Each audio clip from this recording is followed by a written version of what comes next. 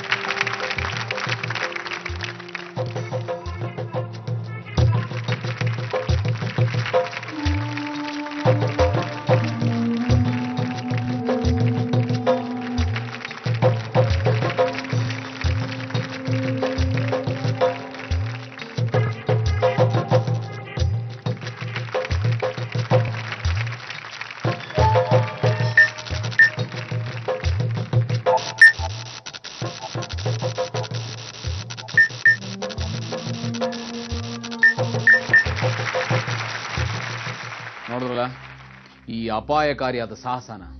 ದಯವಿಟ್ಟು ಯಾರೂ ಇದನ್ನ ಮನೆಯಲ್ಲಿ ಮಾಡೋದಕ್ಕೆ ಹೋಗಬೇಡಿ.